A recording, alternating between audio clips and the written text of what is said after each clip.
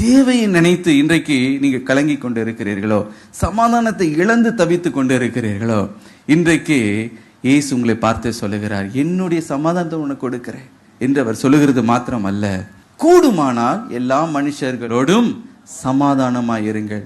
சிலரோடு சமாதானமாய் இருக்கவும் முடியாது என்பதை மனதில் கொண்டுதான் இந்த வார்த்தை சொல்லப்படுகிறது. ஹல்லேலூயா. சில நேரத்தில் சில நபர்களை நம்முடைய வாழ்க்கையில சாத்தான் கொண்டு வந்து நம்முடைய சமாதானத்தை அவன் கெடுக்க பார்ப்பான்.